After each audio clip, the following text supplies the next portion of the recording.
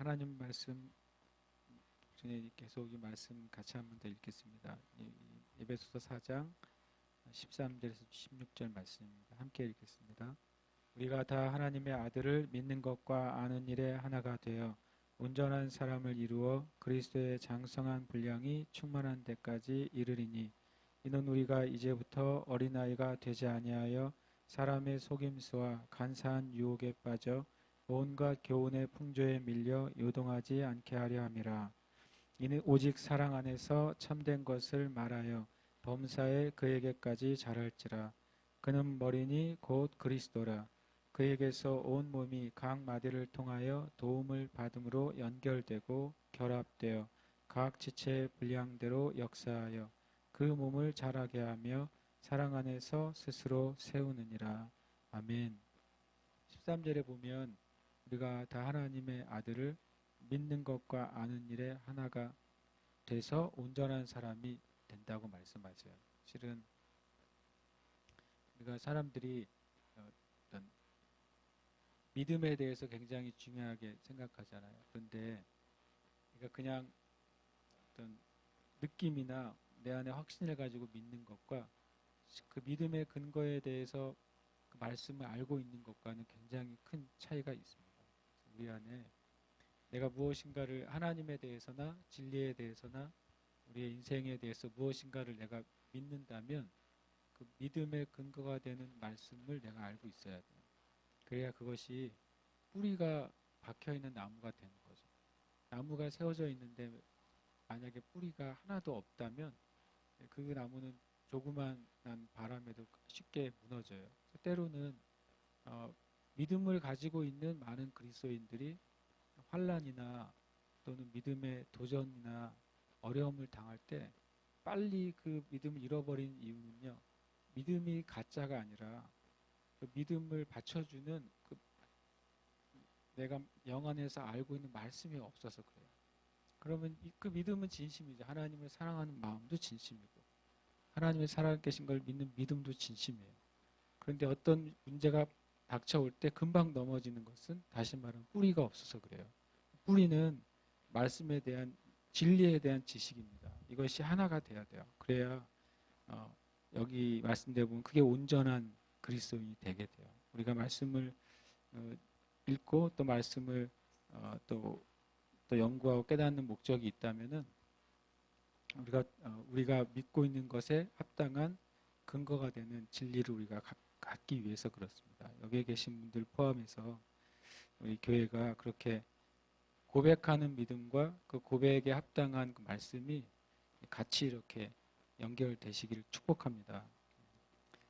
제가 이 말씀학교를 수요일마다 하면서 저는 계속 이 에베소 4장 13절에서 16절을 계속 묵상하게 돼요. 하나님의 말씀은 묵상하면 묵상할수록 그것이 나에게 능력이 되고 또 실제가 되게 됩니다. 또 심지어 실제가 되고 능력이 될 때까지 말씀을 묵상해야 돼요. 오늘 말씀은 15장입니다. 로마서 15장 말씀. 15장 오늘은 7절 정도까지만 보겠습니다. 7절까지가 하나의 단락을 이루고 있어요. 1절에서 7절까지. 함께 시간 1절에서 7절까지 말씀 읽겠습니다. 믿음이 강한 우리는 마땅히 믿음이 약한 자의 약점을 담당하고 자기를 기쁘게 하지 아니할 것이라. 우리 각 사람이 이웃을 기쁘게 하되 선을 이루고 덕을 세우도록 할지니라. 그리스도께서도 자기를 기쁘게 하지 아니하셨나니 기록된 바 주를 비방하는 자들의 비방이 내게 미쳤나이다 함과 같으니라. 무엇이든지 전에 기록된 바는 우리의 교훈을 위하여 기록된 것이니 우리로 하여금 인내로 또는 성경의 위로로 소망을 가지게 하려 함이니라. 이제 인내와 위로의 하나님이 너희로 그리스도 예수를 본받아 서로 뜻이 같게 하여 주사 한 마음과 한 입으로 하나님 곧 우리 주 예수 그리스도의 아버지께 영광을 돌리게 하려 하노라. 그러므로 그리스도께서 우리를 받아 하나님께 영광을 돌리심과 같이 너희도 서로 받으라. 아멘. 여기에 이제 1절에 보면 믿음이 강한 우리는 이 말이 우리가 아주 우리가 자신 있게 나오게 됐으면 좋겠어요. 믿음이 강한 나는 이렇게 믿음이 강한 것과 믿음이 약한 것을 뭘로 알 수 있을까요?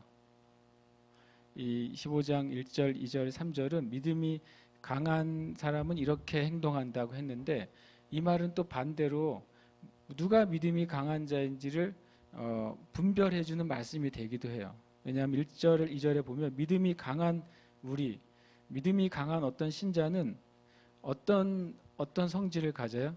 믿음이 약한 자의 약점을 내가 담당한다고 말하고 있어요. 그리고 두 번째로는 자기를 기쁘게 하지 않는다고 돼 있어요.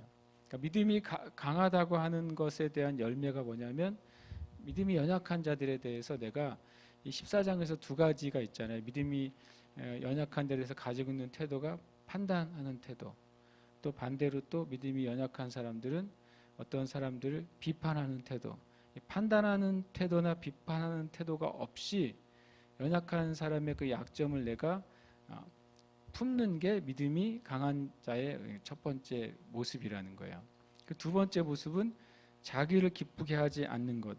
그래서 굉장히 이게 무슨 의미를 가지고 있냐면 자기 자신을 만족시키거나 자기 자신의 유익이 내 삶의 우선순위가 되지 않고 주님의 일과 주님의 몸과 주님의 형제 자매들의 유익과 그리고 만족이 내 삶의 우선순위와 동기가 되는 삶, 이것이 자신을 기쁘게 하지 않는 삶이에요. 그럼 다시 이제 질문할게요. 이 믿음이 강한 사람은 이 두 가지를 가지고 있잖아요. 그럼 이제 거꾸로 믿음이 강하지 않은지를 뭘로 분별할 수 있죠? 똑같아요, 답은. 이 두 가지를요. 누군가의 신앙의 삶에서 그 사람이 믿음이 연약한 자들을 살펴주고 그들을 도와주고 그들을 일으켜주는 삶을 살고 있으면 그 사람 믿음이 강한 사람이에요. 그런데 어떤 사람이 믿음이 엄청 강한데 혼자서의 신앙생활이 강한 사람은 실은 하나님 그 사람 보고 믿음이 강하다고 말씀을 안 하신다는 거예요. 자기 믿음은 강할 수 있어요. 자기 개인의 믿음, 개인의 삶에 있어서는 흔들리지 않는 그런 승리하는 삶을 살 수 있는데 하나님께서 보실 때 믿음의 공동체 안에서 누가 믿음이 강한 자인가라는 것을 보실 때 그 분별은 이거예요. 연약한 사람들을 섬기는 사람이 강한 자예요. 그게 근데 예수님의 기준하고도 부합이 돼요. 예수님께서 부활 이후에 제자들에게 뭐라고 말씀하시냐면 높아지고자 하는 자는 섬기는 자가 돼야 된다. 이렇게 말씀하셨어요. 진짜로 진정으로 하나님 앞에서 내가 높은 지위나 명예나 그 욕심을 추구하는 삶이 아니라 영적으로 또 하나님과 관계에 있어 더 깊이 높아지기를 원한다면 다른 사람을 실제적으로 섬기거나 자기가 낮아지는 삶을 사는 사람이 높아지고 그리고 그 사람이 다스리는 자라고 예수님이 말씀하셨어요. 똑같이 실은 바울사도 다른 표현이지만 같은 말을 하고 있는 거예요. 누가 강한 자냐? 누가 믿음이 강한 자냐? 그는 믿음이 연약한 사람들을 섬기는 사람이에요. 우리가 볼 수 있어요. 그리고 또 우리 자신도 좀 생각해 볼 필요가 있어요. 우리가 어떤 영역에 있어 내가 믿음을 취할 수 있잖아요. 어떤 과정을 통해서 어려움을 겪으면서 시험을 통과하면서 내가 이 흔들리지 않는 어떤 상태를 딱 내가 갖게 됐어요. 그런데 새로운 형제나 자매를 볼 때 때로는 믿음에 있어서 이렇게 방황하고 형제 자매를 볼 때 나는 그것을 이제 과정을 통해서 얻었는데 아직 그는 그걸 얻지 못했을 때 그때 내가 어떤 태도를 취하느냐가 진짜 성숙한 자가 내가 되었는지 아니면 그 부분에 아직 못 이르렀는지 우리 스스로도 분별할 수 있고 그리고 다른 형제 자매들도 분별해 줄 수가 있어요. 그것이 이 기준이에요. 다른 사람의 약점을 내가 들춰내거나 그것을 비판하거나 정죄하지 않고 그 사람을 섬길 수 있는가 내가. 그건 굉장히 어려운 일이에요. 생각보다 어렵다는 것을 제가 오늘 말씀을 묵상하면서 굉장히 어렵다는 생각을 갖게 됐어요. 그리고 두 번째 또 자기를 기쁘게 하지 않는다. 이건 좀 더 어려워요. 왜냐하면 내 삶에 무엇인가를 행하는 동기가 나의 유익이나 나의 만족이 우선순위가 아니라 연약한 자와 또 주님의 몸의 공동체를 우선순위와 그 유익으로 삼는 삶은 실제로 어려워요. 굉장히 어렵습니다. 왜 어렵냐고 하냐면요. 이 3절 때문에 어려워요. 왜냐하면 그 기준이 누구냐면 예수님이시기 때문에 그래요. 기준이 바울도 아니고 기준이 베드로도 아니에요. 기준이 요한도 아니라 기준이 3절에 보면 그리스도께서도 자기를 기쁘게 하지 아니하셨나니. 그러니까 이 강한 자의 최고의 모델이 누구냐면 바로 예수님인 거예요. 믿음이 강한 자의 최고의 모델. 믿음이 강한 자는 다른 사람의 연약함을 감당하고 그리고 자기의 유익과 자기의 필요를 먼저 구하지 않고 다른 사람의 유익과 다른 사람의 만족을 먼저 구하는 삶을 살았던 대표적인 모델이 예수님이라는 거죠. 예수님이 그런 방식으로 사셨다는 거예요. 이 예수님이 모델이시기 때문에 조금 이제 쉽지 않은 거예요, 이거예요. 한번 여러분 마음에 저도 좀 떠올려 봤어요. 제가 이 말씀을 실제로 묵상하면서 내가 보기에 어떤 점에서 연약함을 가지고 있는 형제나 자매가 누가 있을까 제가 생각해 봤어요. 그랬더니 또 제 나름대로는 떠오르지 않겠어요? 어떤 면에서 누가 연약해 보인다. 어떤 면에서는 누가 좀 더 세워졌으면 좋겠다. 일단 생각한 다음에 내가 그 형제나 그 자매에 대해서 가지고 있는 내 태도가 뭘까를 좀 생각해 봤어요. 주님 앞에서. 그랬더니 여러 가지 생각이 나에게 나는 거예요. 어떤 사람은 재미있는 표현인데 아니 왜 주님 왜 아직 저 형제나 자매는 왜 충분히 여기까지 올 수 있는데 아직 못 왔죠? 라고 안타까운 마음이 드는 형제도 있었어요. 그리고 또 한 형제는 이거 어떤 경우에는 안타까움 또 어떤 경우에는 제 마음에 굉장히 이런 표현이 좀 뭐 합당할지 모르지만 굉장히 긍휼히 여기는 마음. 주님 제발 저 형제를 좀 저기서 끄집어내 주세요라고 하는 마음. 그런 마음이 드는 사람도 제가 있더라고요. 여러분 한번 생각해 보세요. 지금 잠깐 여러분이 생각하기에 여러분 주변에 믿음이 연약한 사람 떠오르죠? 그 사람에 대해서 지금 여러분이 가지고 있는 생각과 태도는 뭐예요? 그래서 제가 이 1절이 단단한 음식이라는 걸 제가 알았어요. 단단한 음식이다. 이 말씀 그대로 그 연약한 자의 약점을 내가 감당해 줄 수 있느냐 하는 거예요. 근데 이 제일 어려운 상대가 누굴까요? 가장 나와 가까이 있는 사람들의 연약함이 보일 때 내가 그 연약함을 담당해 줄 수 있는가? 받쳐줄 수 있는가?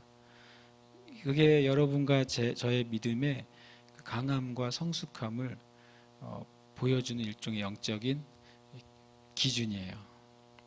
그리고 이 두 번째도 마찬가지. 자기를 기쁘게 하지 않고 자기의 유익과 자기의 만족이 나의 만족이 내 어떤 특별한 행동의 동기가 아니라 그것이 그 상대를 위한 기쁨과 동기, 만족이 내 동기인가. 이게 되게 어려운 거죠. 예수님 그렇게 하셨다는 거예요. 그래서 그 2절이 그 내용을 한 번 더 설명해 줘요. 우리 각 사람이 이웃을 기쁘게 하는데 이웃의 만족과 또 이웃에게 유익한 것을 위해서 살아가는데 그 방법은 뭐냐면 선을 이루고 덕을 세우는 방법이라는 거죠. 그러니까 우리가 성경은 참 저는 친절하다고 느낄 때가 있어요. 왜냐하면 다른 사람을 기쁘게 한다. 2절을 생각하지 않은 상태에서 제가 다른 사람을 기쁘게 하는 것은 다른 사람의 유익과 다른 사람을 위해서 내가 먼저 삶의 행동의 동기를 갖는 거예요. 이렇게 하면은 너무 희생적이다라는 느낌이 들잖아요. 그러면 내 삶은 뭐야? 나의 삶은 없고 상대방의 삶만 있는 것인가? 만약에 이제 부부라면 아니 나의 삶은 없고 그 남편이나 아내의 삶만 귀하고 나는 아무것도 아닌 것인가? 부모와 자녀라면 아니 나의 삶은 아무것도 없고 자녀만 존재하는 거야? 뭐 이런 식으로 같은 셀 그룹이면 속해라면 나는 아무것도 아니고 그 형제 자매만 가치가 있나? 그런 이제 희생과 조금 나는 불리한 듯한 느낌을 갖게 돼요. 그런데 2절은 그 다른 사람을 기쁘게 하는 삶, 쉽게 말하면 자신의 만족과 자신의 유익을 일차적으로 추구하지 않는 삶이 어떤 삶인지를 한 번 더 설명해 줘요. 그래서 우리가 좀 억울하지 않게 해주세요. 주님이. 말씀은 되게 저는 친절하다고 느낄 때가 이런 거예요. 앞에 말씀은 1절만 묵상하고 있으면 굉장히 한편은 내가 연약한 걸 생각하면 답답해져요. 제가 내가 왜 그 형제나 그 자매나 그런 사역자들을 완전히 품지 못할까? 완벽하게 내가 주님의 사랑으로 품고 더 적극적으로 섬기지 못할까? 이런 마음이 내 안에 이제 주님이 내 마음에 있는 그 속에 있는 것을 이렇게 등불 비춰서 보여주실 때 괴로워요. 그러니까 아직 제가 성숙하지 못한 그 면을 내가 볼 때 괴롭죠. 그런데 주님이 그렇게 괴로워할까봐 2절을 보여주셨어요. 어떤 것이 다른 사람을 기쁘게 하는 삶이냐면요. 어떤 것이 다른 사람의 유익을 추구하는 삶이냐. 어떤 것이 다른 사람에게 진정한 만족을 위해서 내가 사는 삶이냐면 2절 후반에 나와 있어요. 각 사람이 이웃을 기쁘게 하는데 그게 전제가 있고 한계가 있어요. 그게 뭐냐면 선을 이루는 방향인 거예요. 이 사람이 나쁜 짓을 하는데도 그래 난 이 사람을 위해서 내가 참아줘야지 이거 아니라는 거예요. 그리스도인의 삶이 그렇게 마치 끊임없이 피해를 견디는 이 표현을 하자면은 끊임없이 불이익을 계속 당하는 것이 이게 사랑이고 희생이다라고 하는 것은 성경의 진리는 아니에요. 예수님은 우리를 위해서 완벽하게 다 주셨지만 주님이 한 번도 선하지 않은 것에 대해서 타협한 적이 없으시잖아요.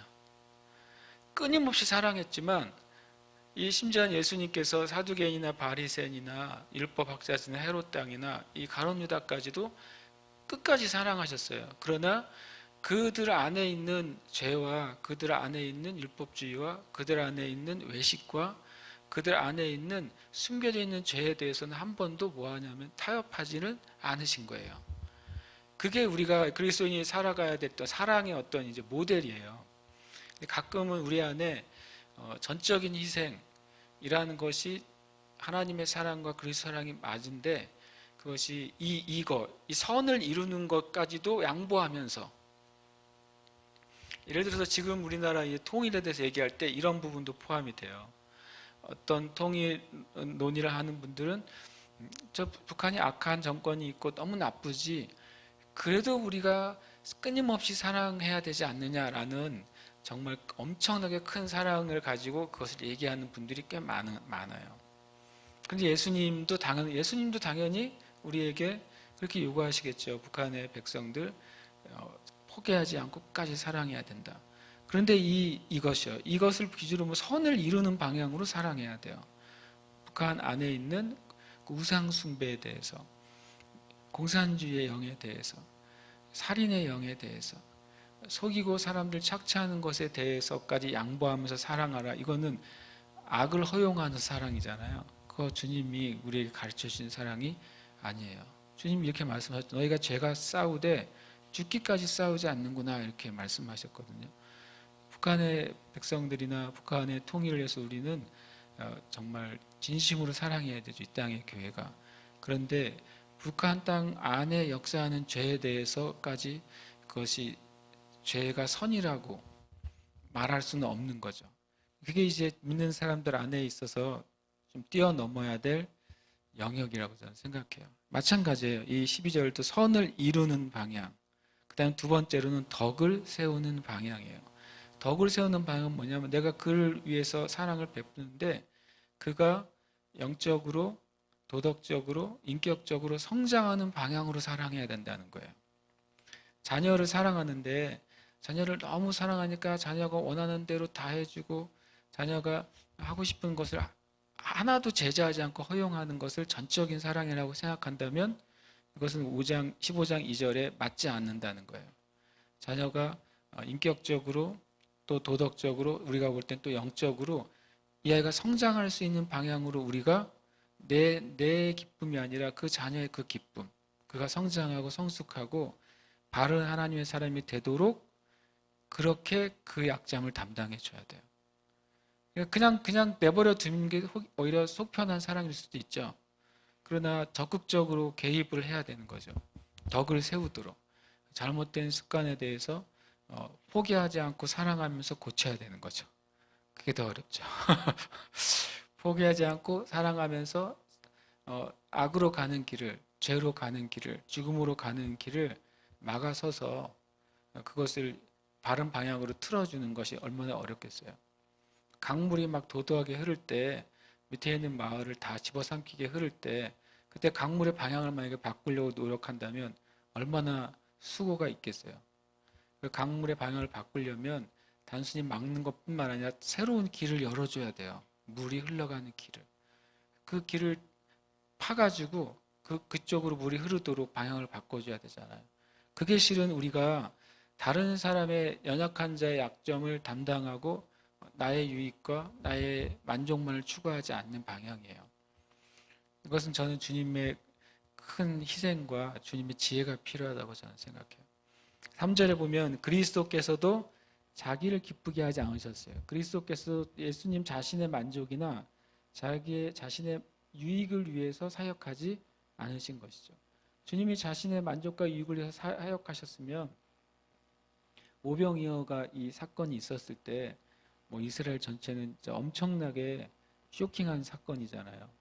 정말 그 스토리는 이스라엘 전체에 이제 퍼지는 사건이었고 아마 그때 이 예수님이 어떤 일반적인 생각으로 이 나라를 새롭게 만들려고 했으면 충분히 새로운 나라를 만들 수 있을 만큼의 예수님의 인지도가 엄청났단 말이죠. 근데 주님이 어떻게 하셨냐면 그때 그날 사람들을 흩어보내고 혼자 기도하러 올라가셨어요. 그날. 가장 큰 그 기적이 일어난 날 예수님은 혼자 사람들, 심지어는 제자들하고도 같이 안 있으세요. 제자들은 배 타서 보내버리시고 사람들을 다 흩어서 빨리 집으로 보내게 한 다음에 자신은 사람들이 자기에게 올 수 없는 산꼭대기로 올라가서 주님 앞에 기도하십니다. 어느 때까지 기도하십니까? 제자들이 바다 위에서 폭풍을 만나서 엄청 헤매고 거의 그냥 죽어가는 수준에 이르던 그 사경까지 주님은 혼자서 기도하시죠.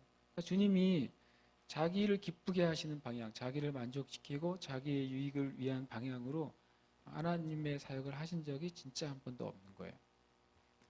그러면서도 주님이 이제 제자들에게 와서는 뭐라고 말씀하셨냐면 그때 바다 위로 걸어오시잖아요. 그러니까 베드로나 이제 이 제자들은 사도들은 처음엔 유령이라고 했다가 이제 베드로가 용기를 내서 예수님이시거든 나를 바다로 오게 해달라고. 대단한 고백이죠. 베드로도요. 도전을 한 거죠. 그러다가 이제 빠져 들어가니까 베드로를 건져주시고 그 배에 올라타셔서 뭐라고 말씀하셨냐면 뭐라고 하냐면 너의 믿음이 어디 있느냐 그래요. 그냥 그 문장으로는 굉장히 책망하는 거죠. 그 바로 몇 시간 전에 정말 이스라엘 역사에 없었던 놀라운 일, 오병이어의 그 초자연적인 기적이 있었던 그날 제자들은 풍랑에서 헤맸고 예수님은 바다 위로 걸어오셔서 하신 말씀이 그 사랑이 많으신 그 예수님, 도대체 너의 믿음이 어디 있느냐 그러세요.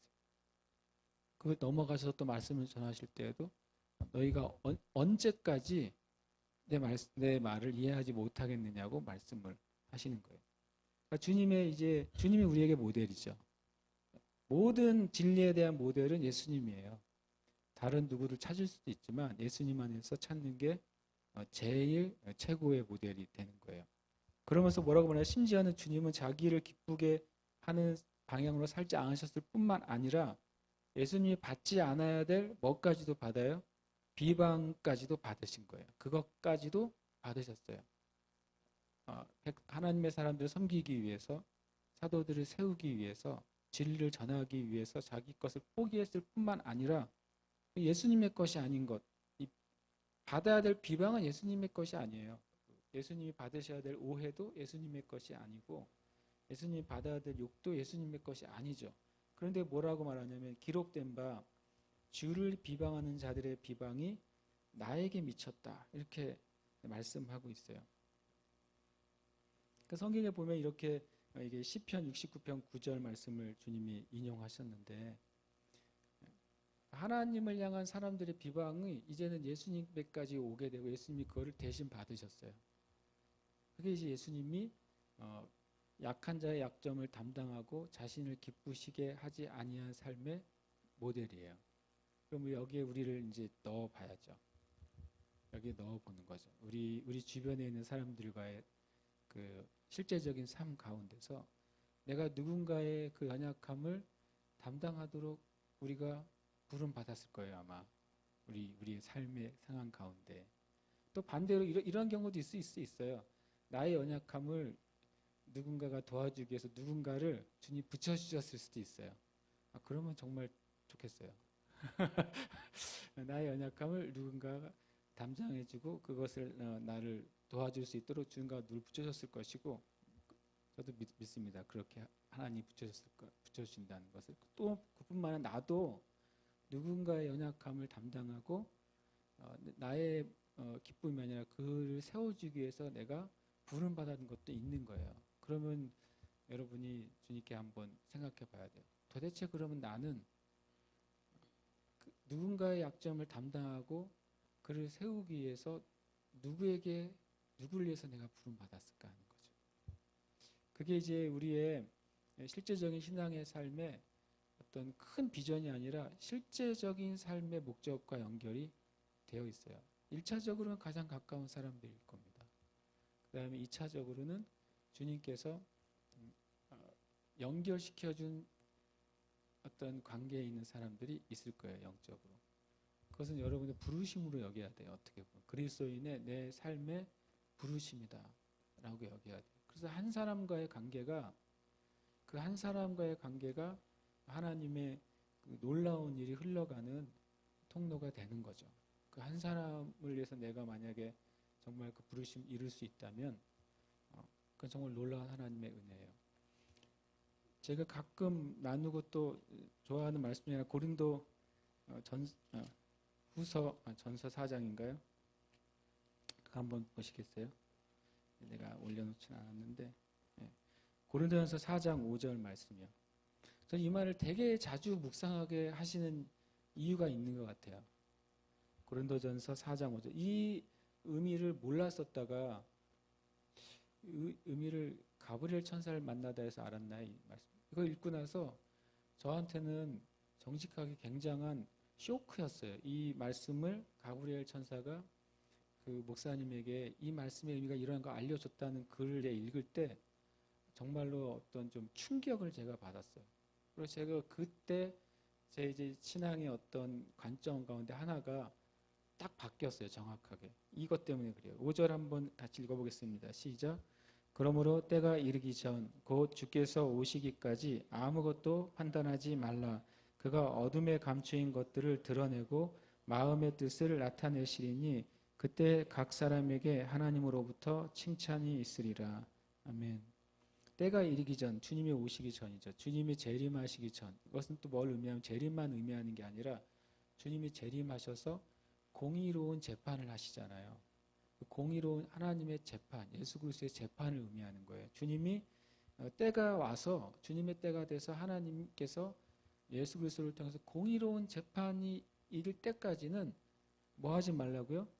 아무것도 판단하지 말라. 이 아무것도 판단하지 말라는 의미가 뭐냐면 뒤에 있는 거예요. 뭐냐면 그가 예수님께서 어둠에 감춘 것을 드러낼 것이다라는 거예요. 우리가 보통 어둠에 감춘 걸 드러내면 무슨 생각이 작동하냐면 내가 숨겨진 죄 이런 생각을 하게 되는 거죠.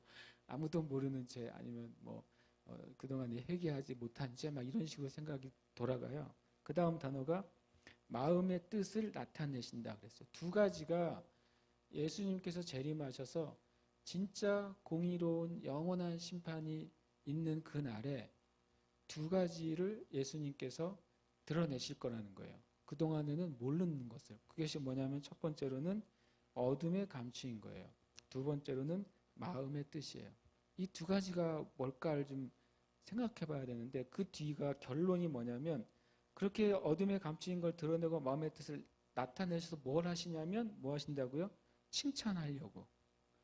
이 목적은 이 두 가지요. 어둠에 감추인 이것과 마음의 뜻은 주님이 징계하시기 위해서 드러내시는 게 아니라 칭찬을 위해서 드러내실 거라는 거예요. 그럼 도대체 어떤 것이 어둠에 감추인 것이고 어떤 것이 마음의 뜻일까?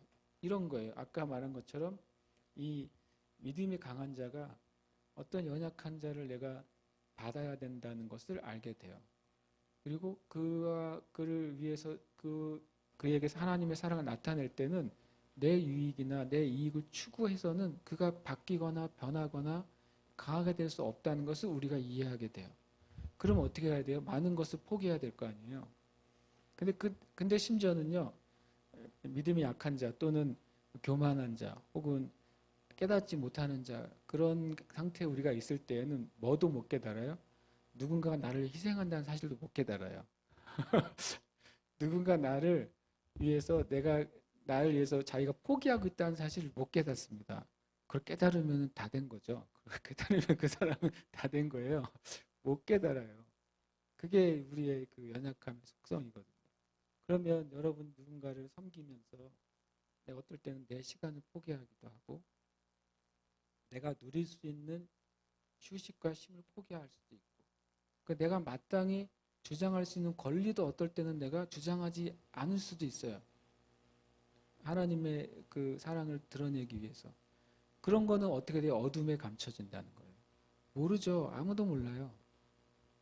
우리나라 말에 그런 말 있잖아요. 며느리도 모른다. 왜 며느리도 모른다는 말이 왜 나는지 잘 모르겠지만 굉장히 희한한 속담인데 성경에는 오른손이 하는 걸 왼손이 모른다는데 우리나라는 며느리도 모른다라고. 이렇게 며느리는 모든 걸 다 알고 있어야 되나 봐요. 그런데 며느리도 모르지. 정말 모르는 건가 봐. 그런데 그리고 뭐 감춰져 있다는 거죠. 여러분이 누군가를 위해서 진짜로 이 사람이 정말 성숙해지고 이 미혹에서 만약에 나오게 되고 또 믿음이 강해지고 하나님 이 사람이 하는 어떤 일들이 잘 되길 내가 정말 사랑하는 마음으로 기도하는 거 어둠에 감춰진다고요. 아무도 몰라요. 그 본인도 몰라요. 그런데 하나님 예수님이 그 주님이 재림하시고 진짜 공의로운 심판을 하실 때 그거를 드러내시겠다고 하시는 거예요. 그 얼마나 기대가 돼요. 진짜 기대가 되는 겁니다. 제가 왜 기대하면 나는 주님께 큰 상을 받을 거야 그런 기대가 아니에요. 제가 말하는 저도 지금 그렇게 대우해 주셨으면 좋겠고요. 뭐냐면 우리가 이렇게 수많은 사람들, 수많은 사역자들, 수많은 사람들이 있는데 과연 누가 이 나라와 이 민족이 이렇게 되기 위해서 누가 과연 어둠에 감춰진 수고를 했을까? 우리는 몰라요. 그때 알고 싶은 거예요, 저는. 도대체 누가 이 대한민국이 만약에 어떤 하나님의 놀라운 은혜로 자유민주주의로 통일되고 그리고 복음이 자유롭게 갈 수 있는 그런 상태로 통일됐을 때 우리는 몰라요. 그런데 그때가 되면 진짜 누가 이 통일을 하나님께서 통일을 이루게 하실 만큼 누가 진짜 숨어서 주님께 중보했는가? 누가 자기를 희생하면서 이 일을 위해서 자기 삶을 드렸는가? 그때 알 수 있을 거잖아요. 그러니까 제가 기대하는 건 그거예요. 누가 진짜 애국자인지 알게 될 것이다. 누가 진짜 교회를 이 타락하고 세속돼가는 교회를 누가 주님 앞에서 그것을 바쳐내고 있었는지 누가 그랬는지 알게 될 것이다. 많은 수많은 메시지가 떠돌아다니지만 누가 진정한 하나님의 진리를 전해서 사람들을 깨웠는지를 그날 알게 될 거예요. 그게 정말 기대가 되는 거예요. 저는. 그런데 아마 우리가 생각하는 예상과 많이 빗나갈 수도 있어요. 진정한 하나님 나라의 영웅들은 의외로 이 땅에서는 잘 취급을 못 받아요. 예수님도 그런 말씀 하셨잖아요. 선지자들이 자기 고향에서는 아무도 칭찬을 못 받는다고 모르는 거예요. 누가 진짜 하나님의 선지자였는지를 잘 사람들이 그 당시 세대는 깨닫지 못하는 거예요. 그런데 그들의 수고와 헌신과 노력 때문에 그 세대가 하나님의 은혜를 입었던 거죠. 지금의 세대들이 그냥 영적인 관점이 아니더라도 지금 대한민국의 젊은 세대들은 우리의 어떻게 보면 할머니, 할아버지 세대가 얼마나 많은 희생을 치렀는지 몰라요.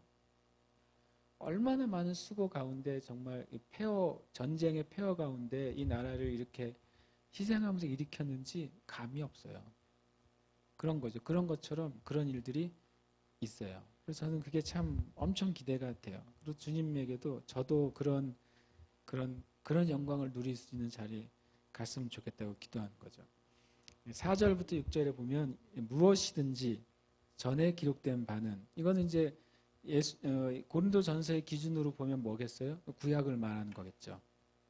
그리고 또 고린도전서의 성경적 기준으로 보면 복음서나 성경 전체를 의미하는 거죠. 무엇이든지 전에 기록된 바는 우리에게 교훈을 주기 위해서 기록됐다는 거죠. 이 15장 4절은 성경의 기록 목적을 실은 얘기해주고 있어요. 짧지만 성경의 기록 목적이 여러 가지예요. 요한복음에서는 뭐라고 말하냐면 요한 사도가 이 성경이 기록한 것은 예수를 믿고 영생 얻게 하기 위한 것이라고 말하고 있어요. 그러니까 성경의 근본적인 목적은 구원받고 영생 얻게 한 게 1차적인 성경의 당연한 기록 목적이에요. 그 다음에 이제 무엇인지 우리의 교훈, 여기서 우리는 누구예요? 구원받은 그리스도인들이죠. 모든 인류를 향한 성경의 1차적인 목적은 영원 구원을 위한 거예요. 그러면 그 다음에 구원받은 그리스도인들, 예수님 안에 있는 교회와 그리스도인들을 위한 성경의 목적은 교훈을 위한 거예요. 근데 교훈을 위해서 기록된 것인데 그 교훈이 뭐냐면, 교훈이 이 성경을 읽으면서 성경을 묵상하면서 신자들의 삶 가운데 위로와 소망을 주기 위해서라는 거예요. 그래서 제가 여러분 질문 드리고 싶어요. 성경을 읽을 때 위로를 받으십니까? 고생 아멘 하셨으니까 진짜 아멘이네요. 성경을 읽으면 읽을수록 막 소망이 생기십니까? 그러면 잘 읽는 거예요. 왜냐하면 목적이 이건데 목적을 얻었으니까. 제일 잘하는 건 뭐냐면 그 일을 하면서 거기에 목적을 얻는 사람이 제일 잘하는 거죠. 그러니까 성경의 이 믿는 자들을 향한 목적은 성경을 읽고 배울수록 무엇인가 위로와 소망을 가져요. 위로는 어떤 것에 해당되는 단어일까요? 위로는 이 땅에 일어나는 일들에 관계돼서 위로예요. 소망은 뭐겠어요? 앞으로 일어날 일과 영원한 하나님 나라에 대한 것이에요. 위로는 현재에 대해 있어요. 현재 나와 관계된 어떤 모든 것들에서 하나님의 위로가 있는 거죠. 예를 들어서 이 나라가 완전히 좀 어려워지고 있어요 라고 하는 현재를 우리가 보게 돼요. 갑자기 또 이 돈 시급이 올라갔잖아요. 또 갑자기 이게 지금 작은 일이 아니고 뭐 실제적인 10,000원이라고도 말을 하기도 하는데, 뭐 어떤 면에서는 올라가는 게 지금 좋은 방향이 맞죠. 그런데 이 나라가 그걸 감당할 수 있는 준비가 좀 덜 됐다고 우리가 느끼잖아요. 그러니까 이런 일이 있을 때 현재가 막 그런 일이 막 벌어지고 있고, 자영업자들이 나는 못 살겠어요 막 하고 있고, 그런 상황들이 이제 곧 뭐 올해 말 되면 더 그런 효과들이 더 커질 것이다라고 말하고, 경제부총리 되시는 분도 지금 실제로 경제가 굉장히 내년 경제가 어렵다고 고백을 했거든요. 어렵기 때문에 국가의 돈을 올해보다 훨씬 더 많이 쏟아내야 된다. 7%까지 쏟아내야 된다라는 말도 했어요. 일종의 이제 고백을 한 거죠. 어렵다는 고백을 실제적으로 경제 수장이 말한 셈이 됐는데, 그런 거 볼 때 그러면 그게 위로가 안 되잖아요. 그런 말들은 어디서 위로를 받겠어요? 그 말씀 안에서요. 진짜로 이 나라를 향한 주님의 마음을 우리가 말씀을 통해서 많이 받는다면 그게 위로가 되는 거예요. 그리고 이것뿐만 아니라 지난주에 이 큐어 페스티벌이 온 국민이 싫어하는데도 그냥 계속 일어나고, 오늘 또 말할수록 괜히 또 위로가 안 되고 그럴지 모르겠는데, 북한하고 남한하고 영화인들끼리 어떤 만나는 단체를 이번에 만들었어요. 재밌는 단체가 이제 보시면은 남북한에 연결된 단체들이 아마 수백 종류가 나오게 될 것입니다. 그게 이제 이 전 단계죠. 하나로 대기한 전 단계인데, 그중에 남북한 그 영화 그런 협력하는 그런 모임 하나 만들어졌는데, 그 중에 위원이 12명이가 됐는데, 그 중에 누가 들어간 줄 아세요? 김조광수가 들어갔어요.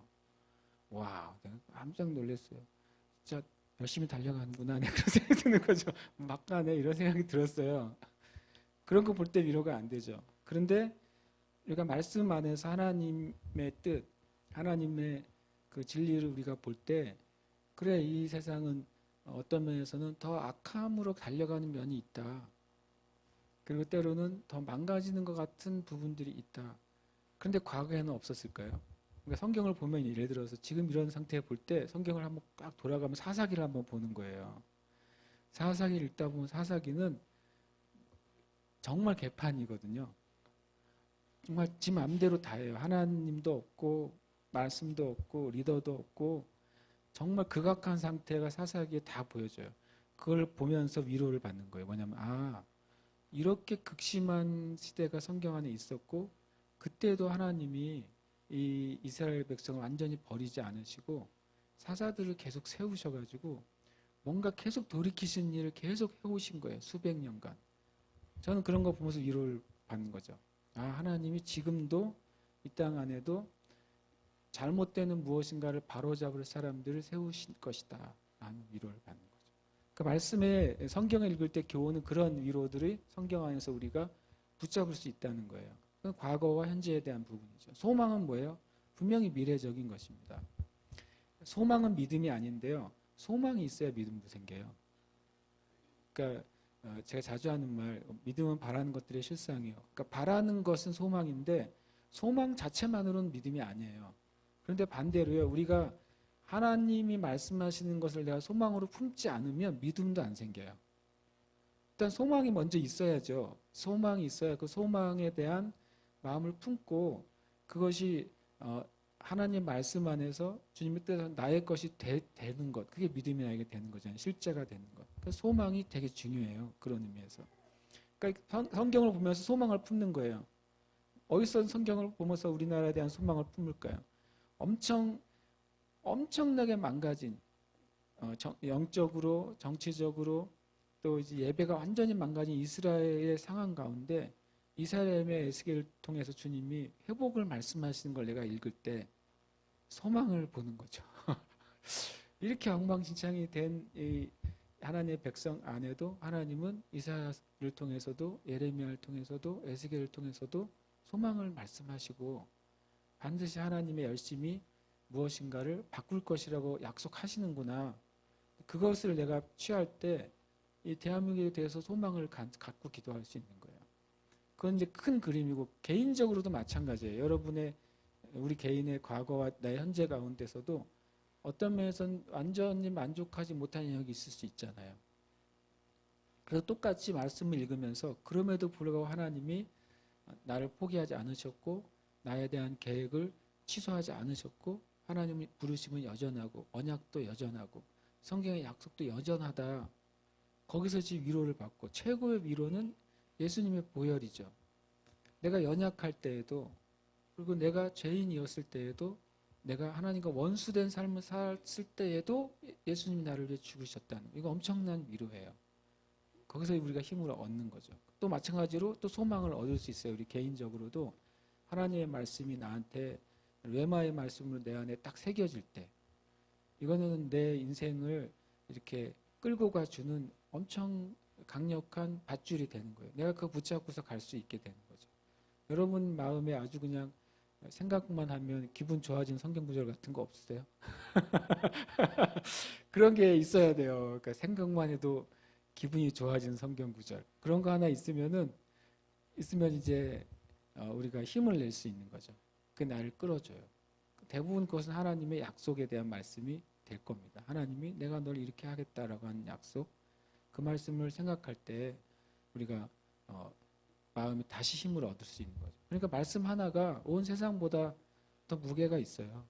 그러니까 온 세상이 나를 짓누르는 것 같아도 이 말씀 하나가 온 세상보다 크기 때문에 내가 온 세상의 어떤 거를 돌파하고 나갈 수 있는 힘이 말씀 안에서 우리가 얻을 수 있어요.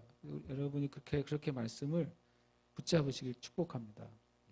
그러면서 이제 5절에 성경의 위로로 위로와 소망을 가지게 하기 위해서 이것이 성경이 믿는 자들에게 주는 목적이에요. 그러면서 이제 인내와 위로의 하나님. 되게 재밌는 표현을 썼어요. 인내와 위로의 하나님. 그런데 이 로마서 15장의 뒤에는 또 다른 하나님이 등장을 하세요. 13절 살짝 뒤에 보시면 어떤 하나님이 등장하죠?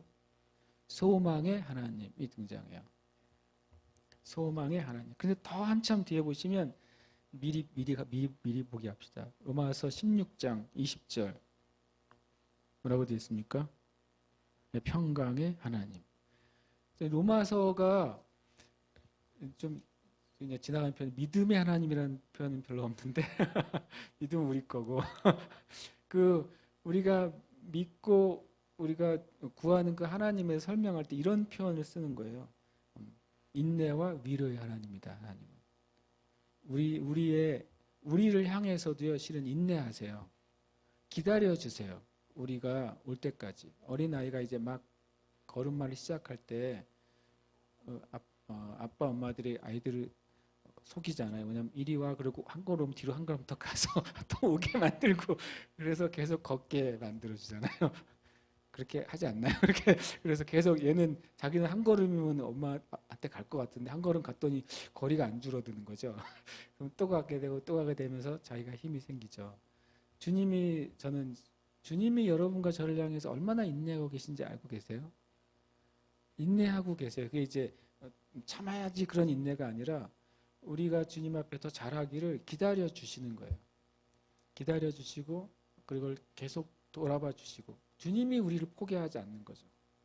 그래서 저는 그게 너무 감사해요. 가끔 주님이 나를 포기하지 않는다는 것을 느낄 때가 있어요. 아, 주님 나를 아직은 포기하지 않으셨구나 이렇게 느낄 때, 그럴 때 엄청 주님께 감사하죠. 포기하지 않으세요. 그게 하나님의 인내예요. 그럼 우리도 포기하지 않기를 축복합니다.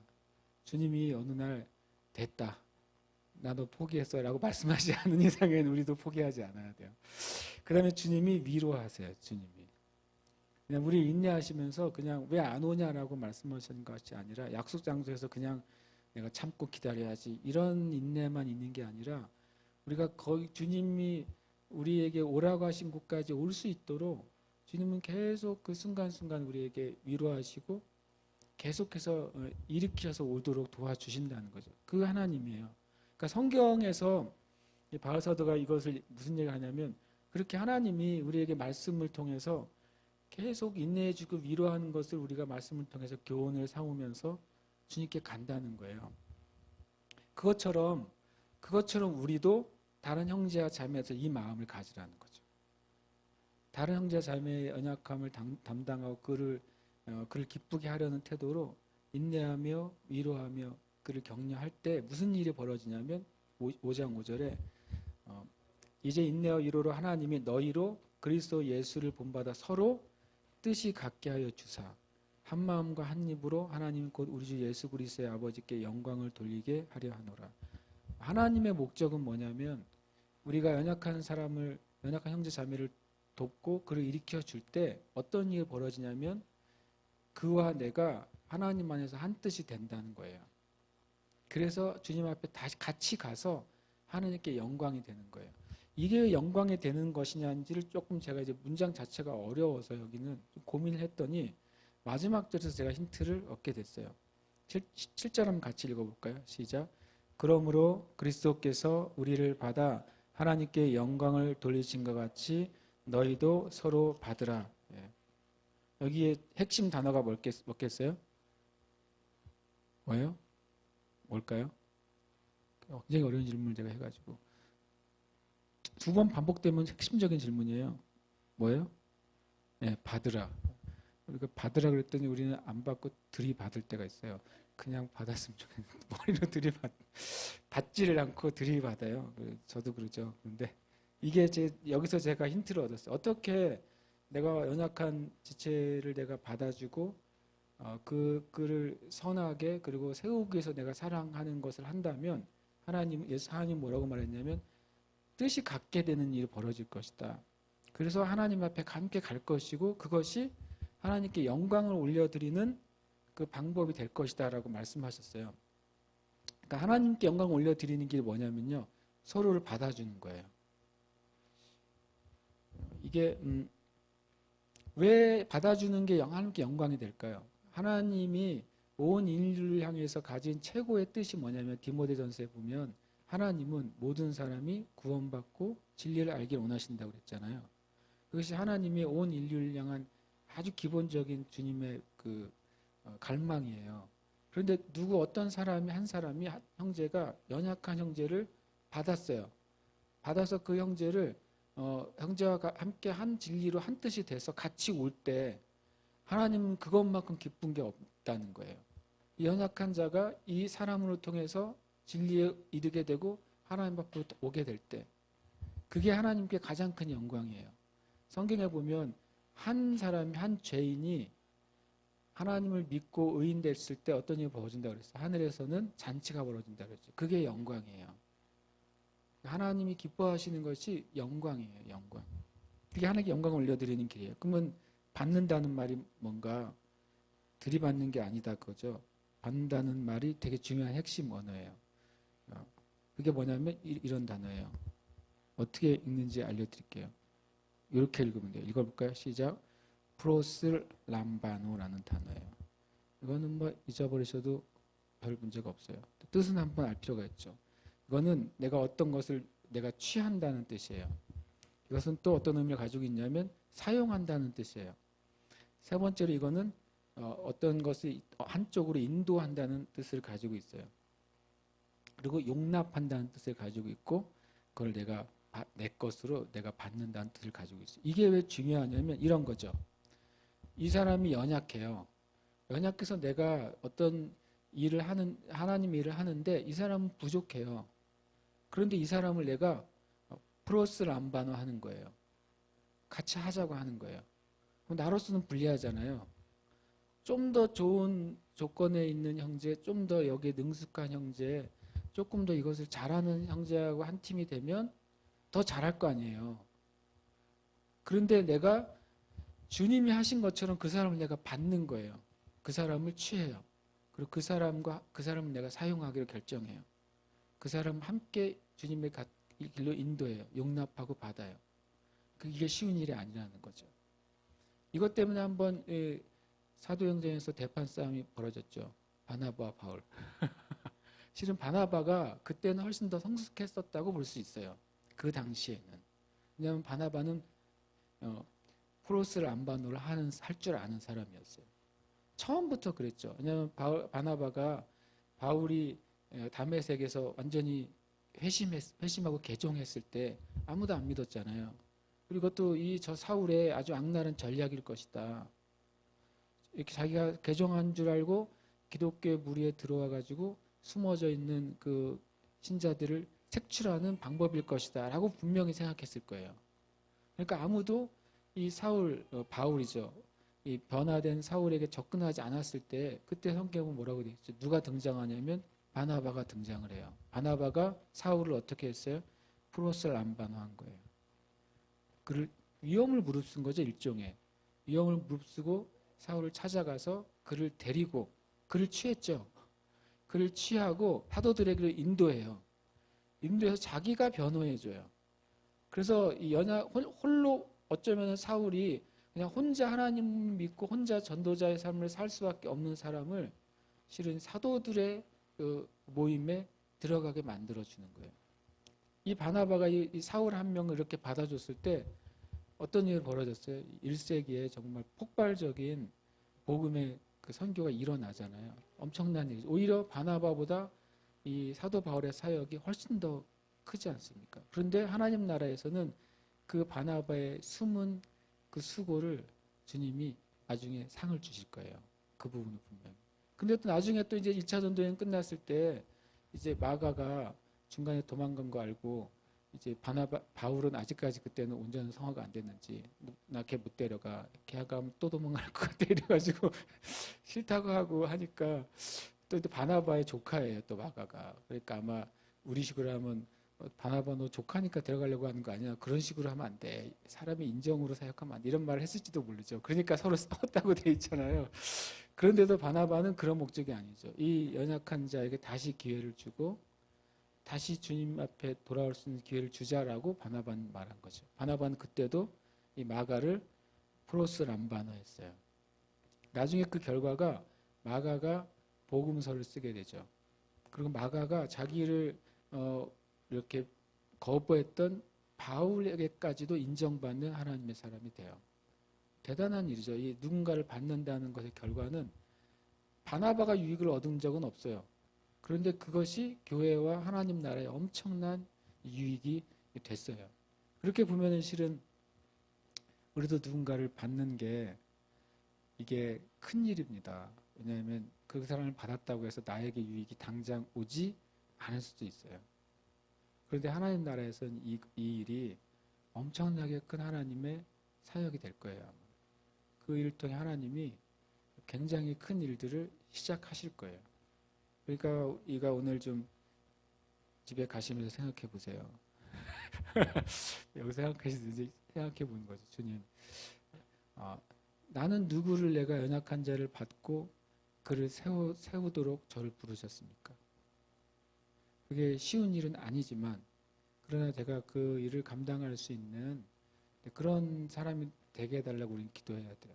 그럼 그 한 사람을 통해 하나님이 이 제주도를 바꾸실 수도 있고 대한민국을 바꾸실 수도 있고 열방의 어떤 것을 바꾸실 수도 있는 거죠. 제가 이제 지난 어느 이제 글 하나를 읽었어요. 그냥 네이버에서 어느 기사라기보다는 누가 이제 훈훈한 글을 하나 올렸는데 그게 참 제가 오늘 이 말씀을 나누는데 그게 떠올랐어요. 그냥 지나가다 읽은 건데 뭐였냐면 어떤 아버지가 어떤 이제 장성한 어른이 길을 가는데 자기가 처음 보는 청년 하나가 자기한테 와서 넙죽 인사하면서 감사합니다 그러더래요. 그래서 당신 누구냐 그랬더니 저기 자기를 기억 못하냐고 자기가 초등학교 5학년 때 아저씨가 나를 안아주셨잖아요 그랬대요.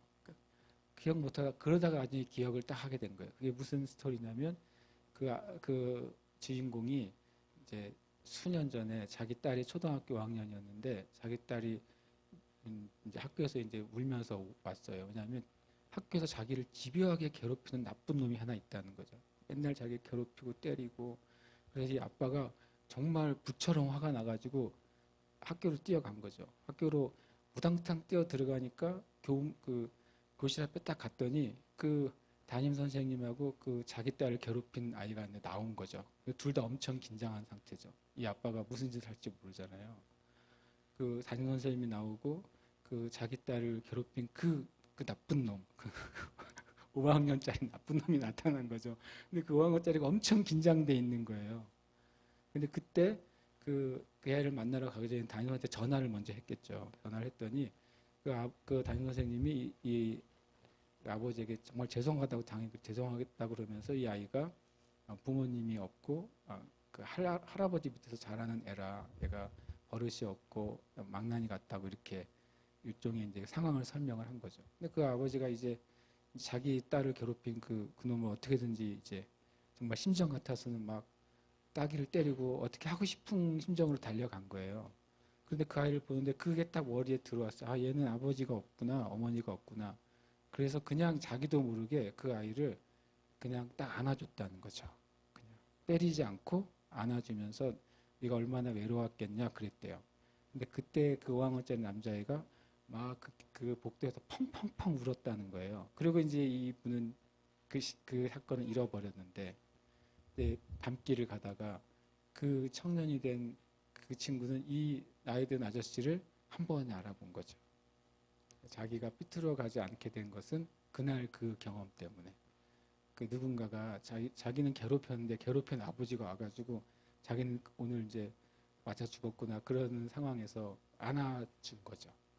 그래서 제가 그게 실은 이제 오늘 이 말씀이 있는데 딱 그게 어저께 제가 그 기사를 읽었거든요. 그게 확 떠오르더라고요.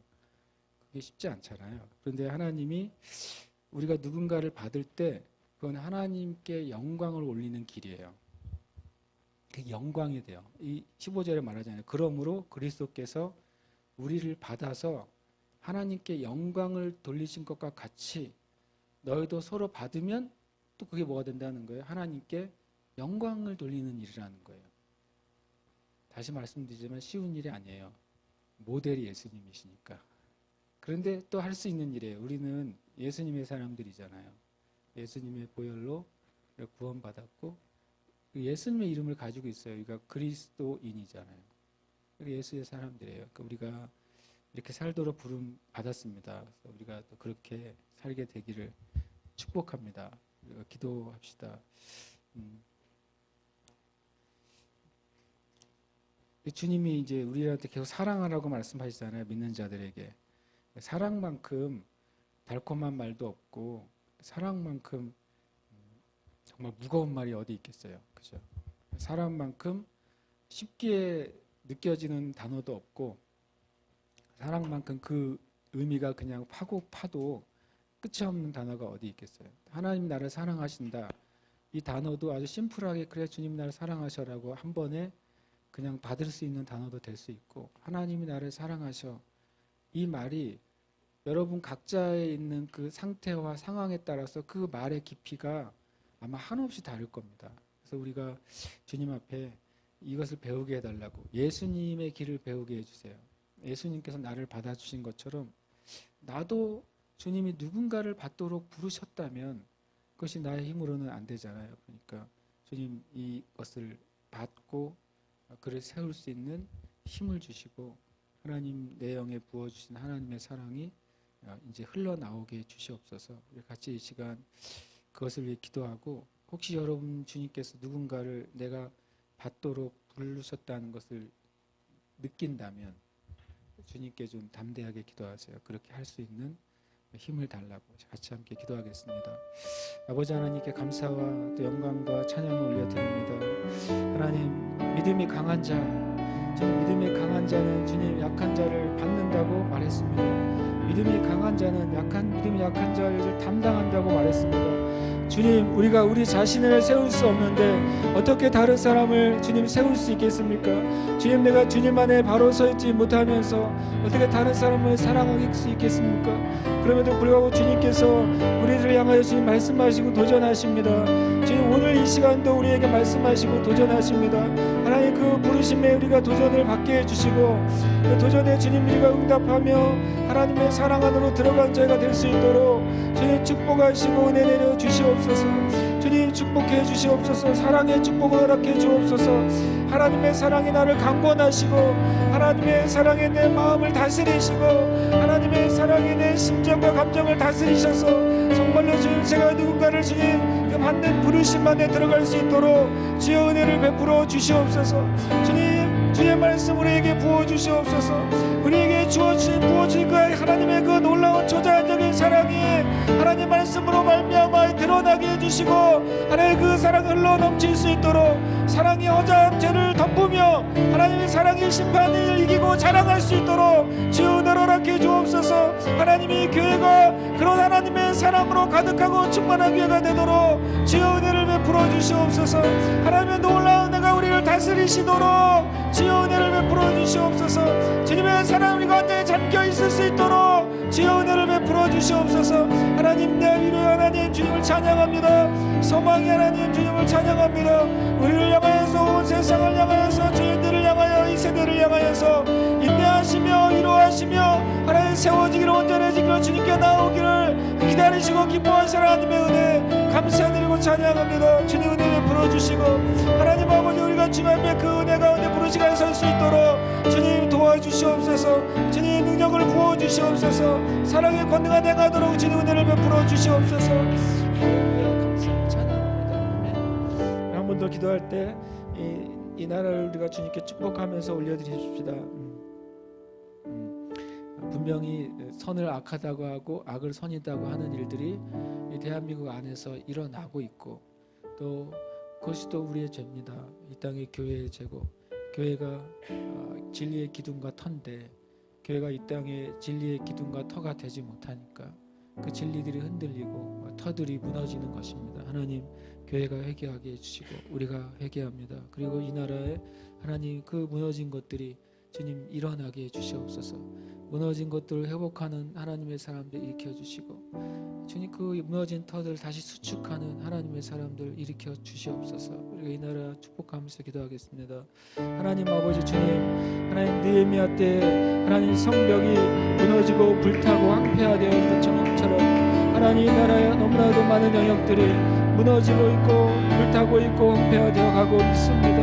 하나님, 우리가 느헤미야처럼 주님 앞에 우리의 죄인 줄 알고 도설하며 나의 죄인 줄 알고 회개하며 하나님 나의 죄로 여기고 주님 앞에 엎드린 죄가 되도록 주의 은혜 내려 주옵소서.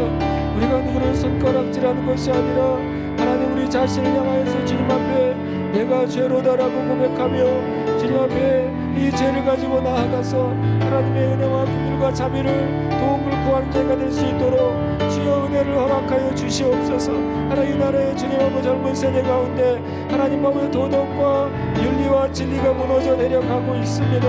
하나님 주신 본성이 무너져 내려가고 있습니다. 하나님이 세우신 가정이 무너져 내려가고 있습니다. 하나님이 세우신 남성과 여성의 본질이 무너져가고 있습니다. 하나님이 세우신 거룩한 주의 몸된 교회들이 무너져가고 있습니다. 하나님, 이것이 우리의 죄요 우리의 탓인 줄 압니다. 하나님 아버지, 회개하오니 용서하여 주시고 사는 길을 열어주시옵소서. 회복의 길을 열어주시옵소서. 부흥의 길을 열어주시옵소서. 다시 살리시는 주의 영이 임하셔서 하나님 나라의 교회가 다시 일어나게 해주시고 주의 백성들이 다시 일어나게 해주시고 하나님 주의 몸된 종대 다시 일어나게 하여 주옵소서. 하나님, 무너진 아버지 하나님, 이 기초들이 무너진 진리들이 다시 세워지는 이 나라 되도록 주의 은혜를 베풀어 주옵소서. 하나님의 종들, 하나님의 사람들, 믿음의 장수들이 깨어 일어나게 해주시고 무너진 성벽을 수축했던 하나님 예배한 때의 온 백성들처럼 이 땅에 믿는 자들이 일어나서 주님 무너진 것을 다시 쌓으며 하나님 수축해서 하나님의 아버지 성이 되도록 이 땅을 바꿔 나가도록 주의 은혜로 허락하여 주옵소서. 주님 은혜로 허락해 주시옵소서. 주님 은혜로 허락해 주시옵소서. 돌이키는 은혜로 허락해 주시옵소서. 아멘. 주님 찬양합니다. 주님 찬양을 경배합니다. 아멘. 주님 감사합니다. 아버지 하나님, 우리가 주님 더 깨어 있게 해 주시옵소서. 우리의 영이 깨어 있게 하여 주시옵소서. 그래서 우리가 주님 육신 가운데 살아가지만 우리가 더 이상 육의 생각, 육의 욕구, 또 육의 동기로 살지 않도록 우리가 진정한 성령의 사람으로 살아가도록 주님 은혜를 베풀어 주시옵소서. 이곳에 있는 함께 또 예배하는 모든 형제자매들이 참으로 참된 성령의 사람, 참으로 참된 영의 사람들이 되게 해주시고 진리 안에서 주님 이기고 승리하도록 주님 은혜 내려 주옵소서. 지금은 정말로 깨어 기도할 때입니다. 우리가 깨어 기도하지 않는다면 지금 기도하지 아니한 열매들을 하나님, 우리뿐만 아니라 우리의 다음 세대들이 먹어야 되지 않겠습니까? 하나님, 이 기도의 책임, 주님 우리에게 주어주신 그 기도의 짐, 중보의 짐을 우리가 지고 가겠습니다. 하나님, 내 짐은 가볍다고 말씀하셨습니다. 우리가 이 짐을 내버려 두면 그 짐 때문에 다음 세대가 무너져 내릴 것이요, 우리가 예수님과 함께 이 중보의 짐을 지기로 결정하면 주님께서 다시 살리시는 은혜를 반드시 주실 것입니다. 우리에게 소망은 이 땅에는 그 어떤 것도 아니며 어떤 누구도 아니며 어떤 무리도 아닙니다. 우리에게 소망은 소망의 하나님 한 분이십니다. 하나님이 소망이시고 소망의 하나님이 이루시고 위로하시고 일으키실 것입니다. 하나님 은혜를 더하여 주시옵소서. 주님 돌아가는 발걸음도 주님 평강의 길로 인도해 주시고 이 밤에 또 하나님의 그 은혜가, 하나님의 위로가, 하나님의 강권하시는 사랑과 능력이 부어지는 밤이 되도록 축복하여 주옵소서. 감사드립니다. 살아계신 예수님 이름으로 기도합니다. 아멘. 할렐루야. 축복합니다.